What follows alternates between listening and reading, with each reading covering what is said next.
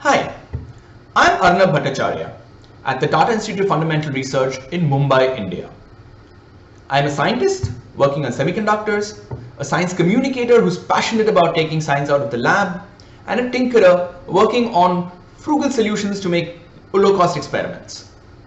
Now at TIFR, we have a vibrant outreach program that generally involves interacting with a large number of people.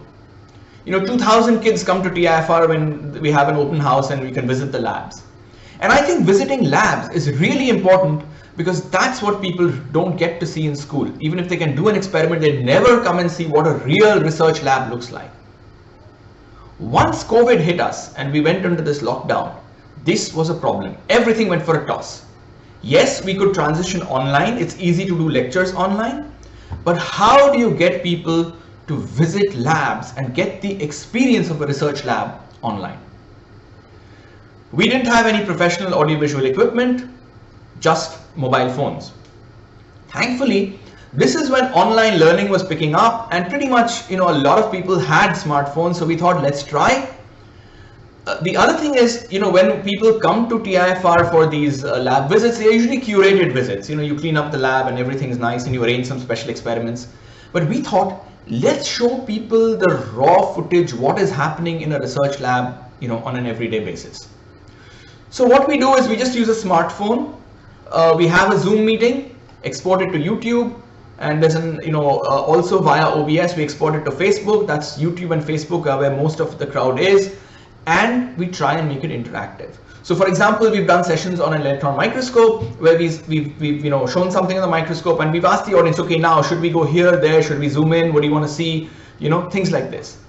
And it's been an amazing experience. Over the past year, we found that the audience is now slowly getting used to the fact of engaging via chat. I mean, it's not the same as having a real audience in front of you, but still, it's better than not doing it. Also, thanks to being online, we now have an audience that's not just people in Mumbai. It's people across the world. It's across India. We're getting audience from all over. And of course, to get that audience, you have to do a good bit of sort of publicity and advertisement of the session. And again, here we find that, if you can make it go viral on WhatsApp groups, that's like nothing like it. So it's these informal social networks that actually really work in spreading the information. We also find that the advantage of being on YouTube is that a lot more people actually watch it asynchronously. They watch it either at night or later on, so we find the views actually climb a lot overnight.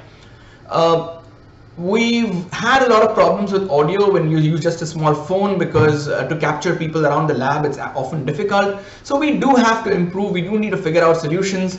You need to have an anchor, otherwise the person doing the experiment can't really coordinate questions, everything. You need somebody else to sort of engage with the audience and be this intermediary. There's a lot to learn, and I'm sure that there'll be others with similar experiences. I'm looking forward to having a lot of engaging discussions on this and see how we can use simple ways of taking the science in our labs out to the public, even though we are all locked up at home or in our labs during this pandemic. Stay safe.